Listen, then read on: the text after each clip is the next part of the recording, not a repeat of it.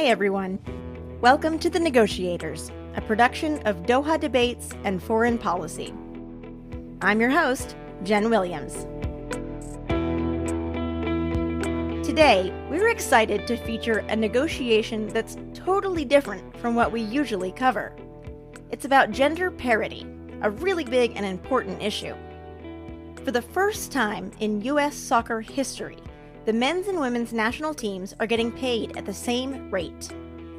That's the result of a grueling negotiation that ended last year, and it's due in part to the efforts of one person in particular. Cindy Parlow Cone is the first female president of the U.S. Soccer Federation. She's not only a thoughtful player, she's a thoughtful human being. She's smart, she's savvy. Cone was also a big star for the U.S. women's national team. She won 2 Olympic gold medals, and she played on the 1999 team that won the Women's World Cup. So she's been in the game a long time. But when Cone began her role as the head of U.S. Soccer, it was complicated. Her first day was March 12, 2020, the same day that many U.S. businesses shut down due to COVID. Cone spoke with one of our favorite producers, Karen Given. She's the executive producer of The Long Game, another podcast from Doha Debates and Foreign Policy. Okay, Karen will take it from here. So the first thing I want to do is I want to take you to the week before you stepped into the job as president of U.S. Soccer. You have said our sponsors were outraged, our fans were outraged, our players were outraged. So remind us, what had U.S. Soccer done to make everyone so angry? This was a really challenging time for U.S. Soccer. I was vice president, and we were in this equal pay litigation with the women's national team. And U.S. Soccer had filed a legal brief. And in this brief, there was very offensive language comparing the men's team to the women's team, and basically, I'm paraphrasing here, said that women were inferior to men. In the document, U.S. Soccer said that men's team players have more responsibility and that biological differences mean men have a higher level of skill based on speed and strength than women. Biological science is the reason why men should make more money than the women? You've got to be kidding me. I can't believe U.S. Soccer actually put these arguments on paper. That's on paper in court. In court. It's just, Obviously, this was massively offensive to everyone. Our players were rightfully outraged. Our sponsors were outraged. I think every woman was outraged. I was outraged. It was just this really awful time at U.S. Soccer. And so the president resigned shortly after that legal brief was filed. And so literally I became president at that moment. Yeah, so the previous president, Carlos Cordero, he resigned, at least from my perspective. I saw the tweet at like 9:00 at night. So is that when you found out? And what was it like that evening? Did you get any sleep? I found out at that moment as well. And you know, I'll be honest, I was freaking out. I think I had, it's probably the typical female response. Like my immediate response is like, I was thinking about all the things that I wasn't and that I hadn't done. Like, I don't have an MBA. I haven't led a Fortune 500 company. I'd never held an executive position at a company before. And I'm not gonna lie, that lasted for a little bit. But you know what I really relied on was my playing career and all the lessons that I had learned there. And I thought about when I was 17 years old and I joined the national team. And I joined this team and I was like, okay, how do I fit in here? Right? Like, I'm no Mia Hamm, I'm no Michelle Akers, I'm no Brianna Scurry. Like, how am I on this team? But as I became president, I was like, okay, yes, I don't have all those things, but what do I have? What do I bring to this position? And how am I going to build this team and empower this team? Because we have so many challenges in front of us. And I knew full well I couldn't do it by myself.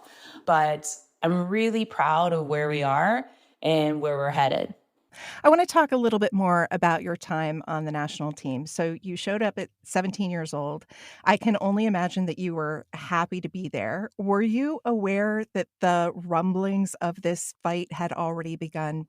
I was aware of the rumblings. So we were heading into the 99 World Cup. They wanted to put us in small stadiums. We were fighting for bigger stadiums.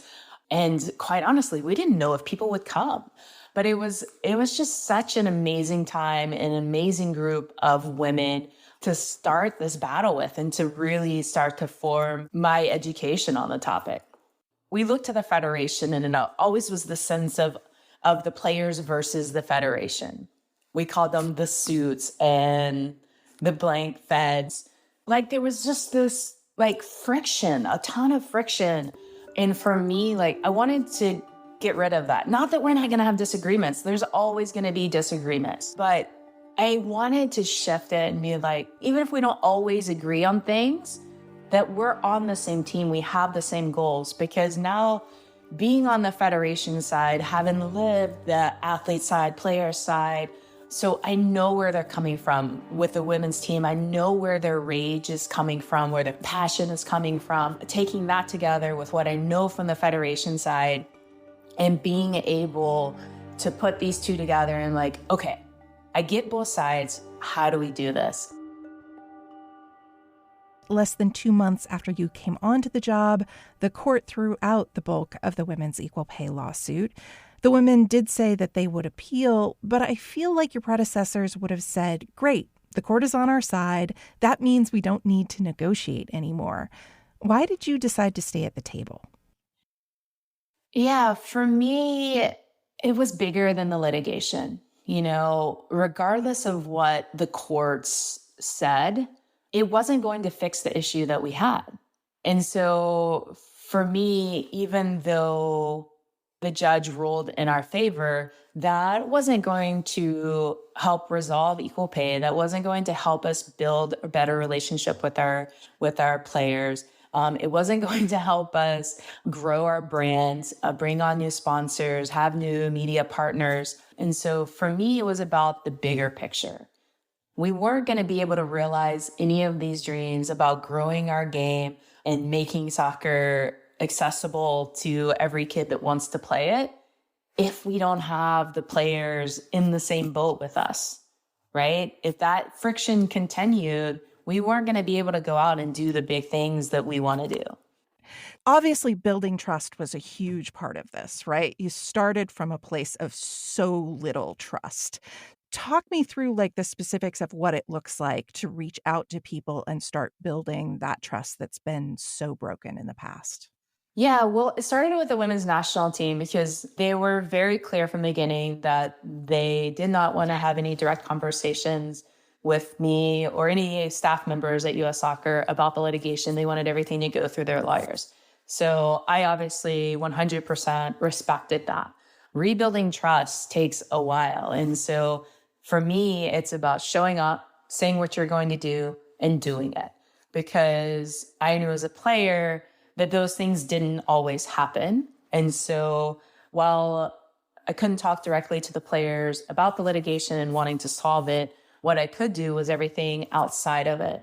And then one day the players called me up and wanted to talk about the litigation. I was like, hallelujah. I mean, that was a true turning point in the litigation. And I don't know if that happens if we hadn't done all the things before. I think I had built that trust. And so now they felt comfortable enough with me to being able to move forward from there. So this podcast is all about like, how do you bring people together who have different points of view and get them all on the same page? So I want to talk about how it actually happened. How do you even start that process? Yeah, I mean, this was a long process. So I came on as president in March 2020. And I was like, I'm going to resolve this. I'm going to figure this out. Like, no problem. Like, I was on the women's side. I got this. I now understand the federation side. I'm going to solve this.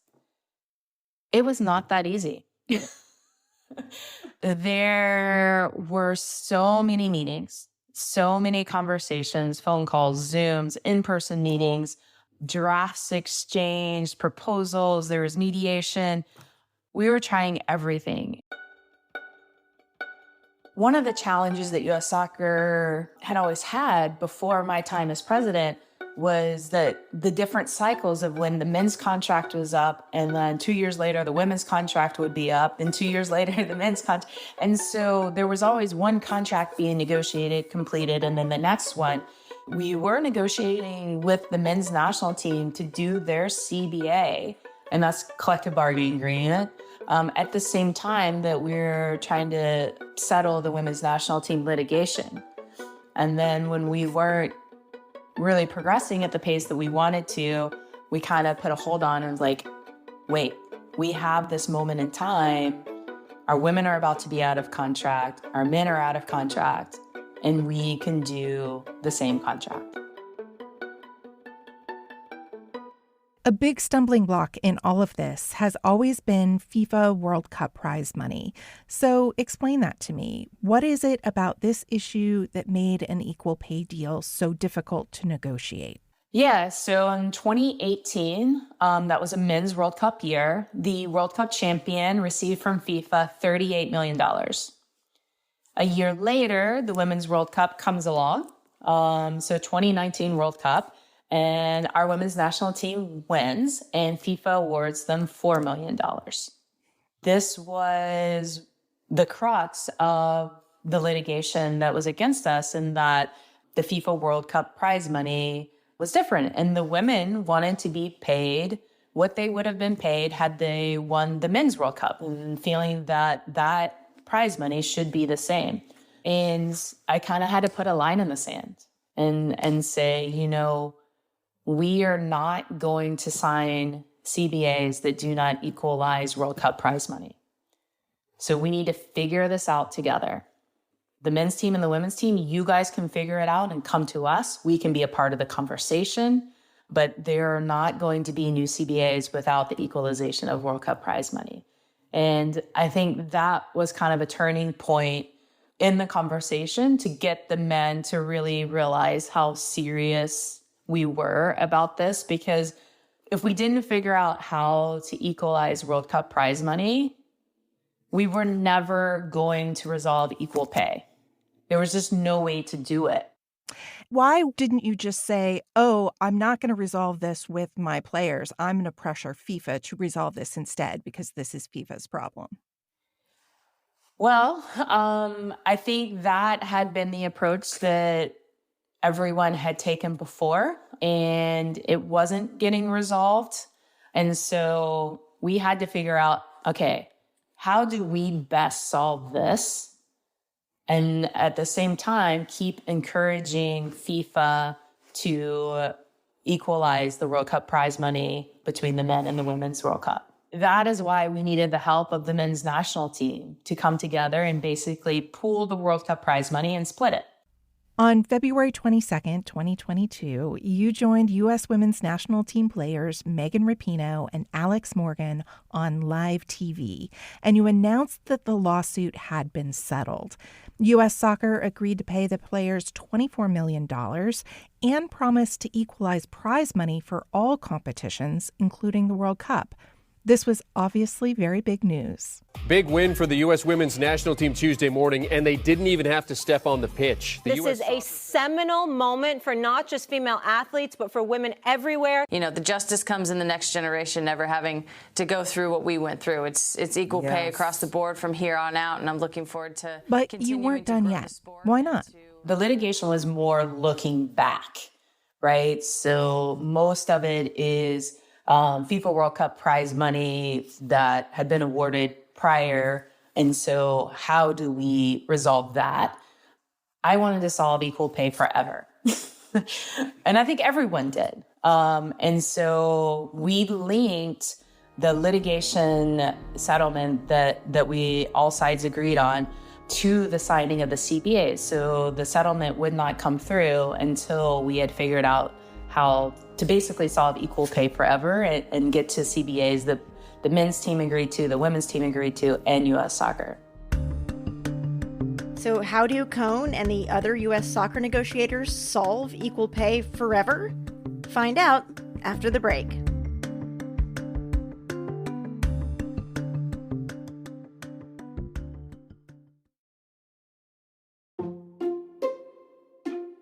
Welcome back to The Negotiators, a partnership between Doha Debates and Foreign Policy. I'm Jen Williams. Before the break, U.S. Soccer just settled an equal pay lawsuit with the U.S. women's soccer team. And now they're finalizing new contracts with both the men's and women's soccer teams. Karen Given, our reporter for this episode, takes it from here. I don't want to give the impression that you waited until the lawsuit was settled to start working on the CBAs. Those negotiations were definitely taking place simultaneously. But when it came to the collective bargaining agreements with these two teams, what was your goal? For me, like going through these negotiations, I always had in the back of my mind, we're going to get to one contract. We need one contract. And I failed on that. But I gave it up for good reason. Like there were just certain things that were really important to the women's national team that wasn't important to the men's national team and vice versa. You say that the women and the men wanted some different things. Can we get specific on that? Yeah, I mean, like it was small things, really. Like, for instance, the women wanted more massage therapists. And the men didn't care as much about a massage therapist. They wanted a chiropractor, for instance, they just wanted different things in terms of the staffing of their camps. And so there were little things like that had to be worked through to make sure that the number of staff support were the same, even if the roles and the titles of what each team wanted was different. But for me, and I think for everyone, it was really important that compensation-wise, everything was the same. I read somewhere that you invited men to sit in on the women's negotiations and vice versa. How did that come into being? Yeah, because as we were talking to one, it'd be like, oh, well, we heard you did this with the men's team, or we heard you did this with the women's team. And I'm like, okay, let's stop this. Like full transparency.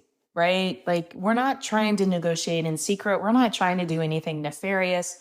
Let's be open and transparent. And so inviting the men's national team PA to the negotiations where we're negotiating with the women and vice versa.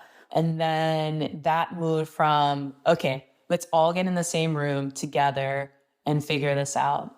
Like, we have a slogan, one nation, one team.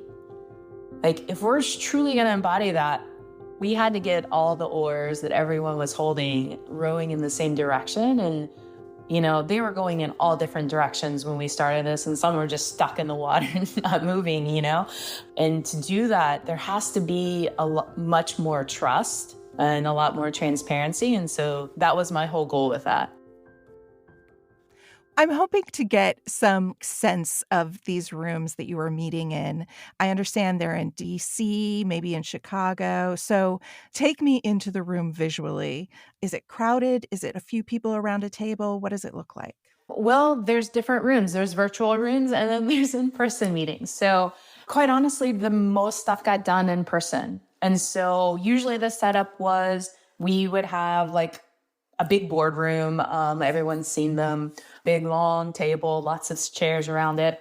And then each group would have their own breakout room.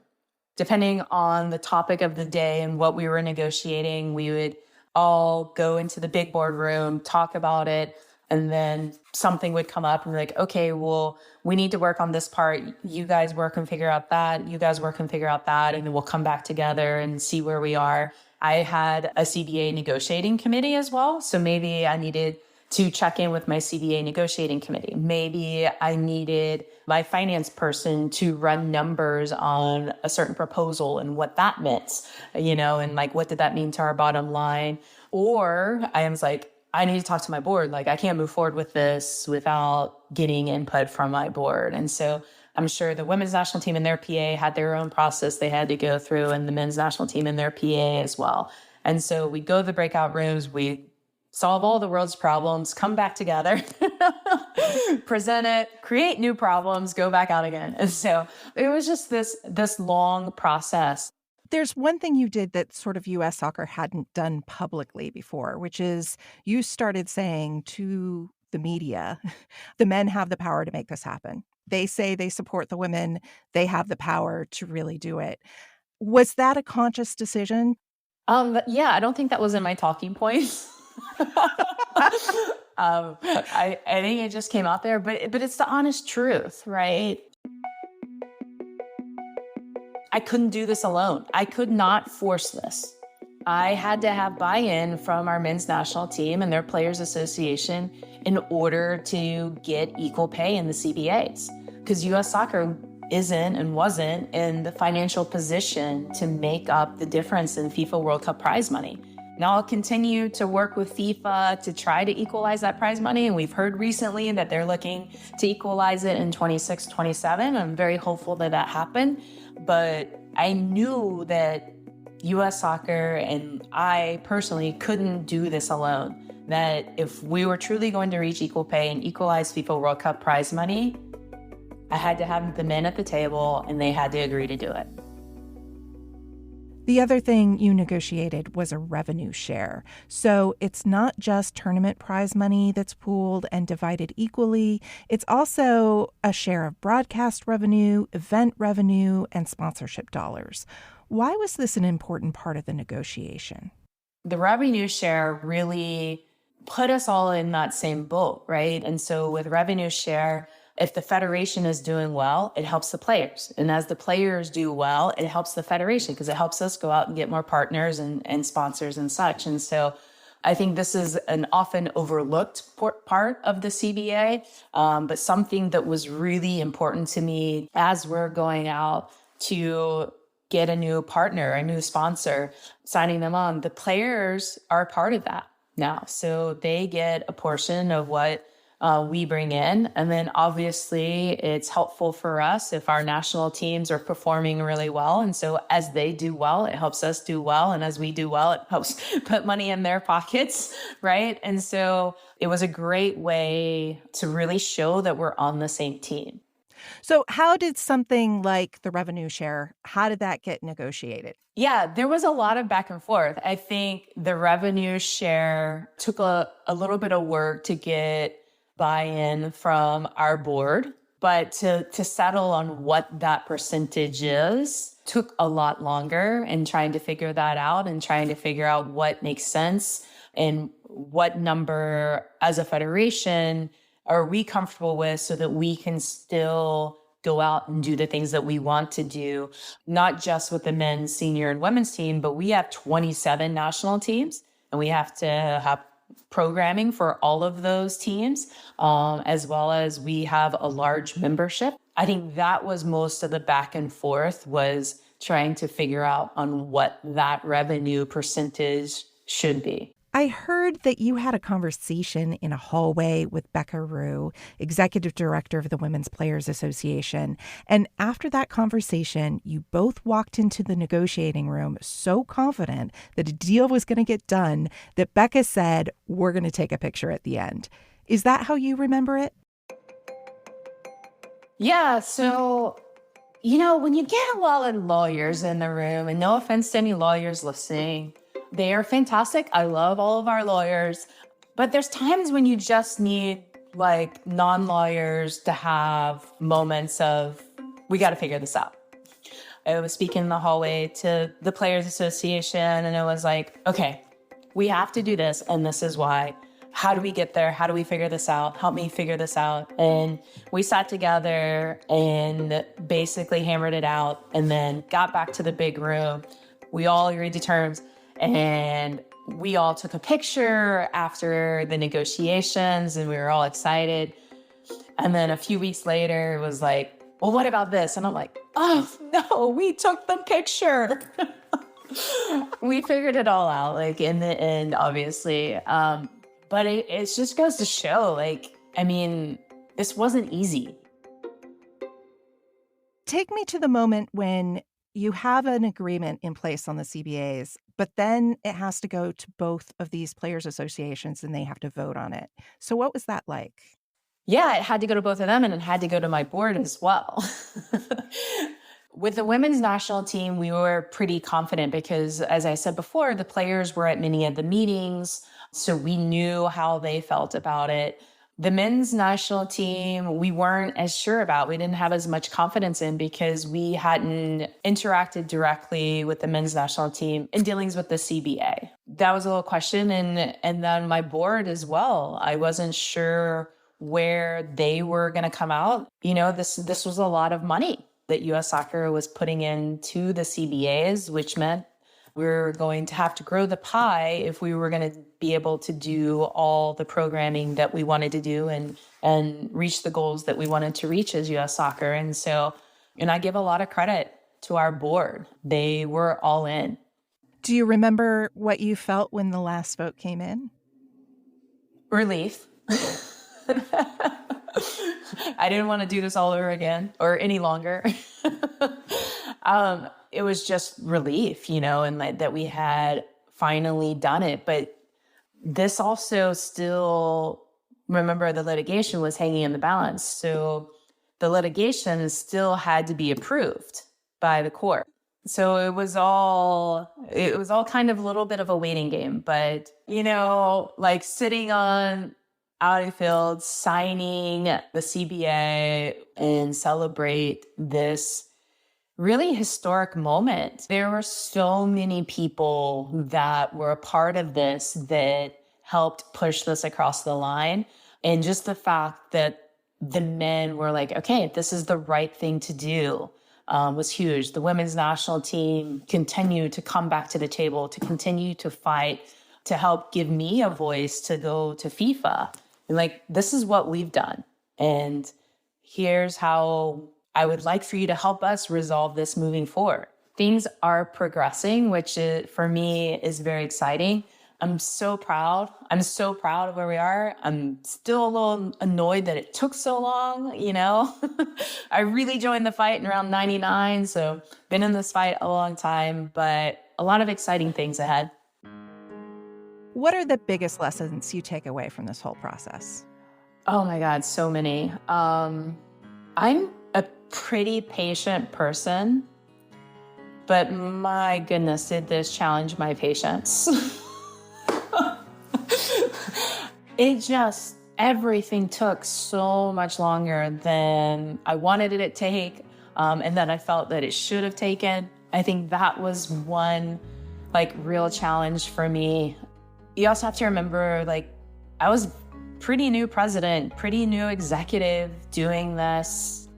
I think one thing that surprises people about my leadership is I am always willing to admit what I don't know. They were doing financial models after financial models and financial models of financial models. I mean, it was crazy. And parts of it, they got so deep, I was like, okay, can you explain what you just did here for me? Because I guess a lot of leaders, they'll say, I don't know anything about that. Can you help me here? I've realized how important of a leadership skill saying I don't know really is. That was a conversation between Karen Given, executive producer of The Long Game, and Cindy Cone, president of the U.S. Soccer Federation. The Negotiators is a partnership between Doha Debates and Foreign Policy. Our production team includes Rob Sachs, Ashley Westerman, Rosie Julin, Claudia Tatey, Jafet Weeks, Jigar Mehta, Amjad Atala, and Dan Efron. Laura Rosbrautelum is the show's senior producer. Thanks to Nelifar Hidayat, Govinda Clayton, and James Wally for helping create the show. Foreign Policy is a magazine of news and ideas from around the world. And we encourage you to subscribe. Just go to foreignpolicy.com/subscribe. Doha Debates is a production of Qatar Foundation, where the most urgent issues of our time are discussed and debated. Tune in at dohadebates.com. On the next episode, we learn about a historic gang truce in Los Angeles that we don't hear enough about. And interestingly, it was actually based on a peace agreement between Egypt and Israel. Tony researching the Israeli-Egyptian peace accord to be the foundational document for the armistice agreement between the Crips and Bloods and Watts was spot on. That episode coming up on The Negotiators. I'm Jen Williams.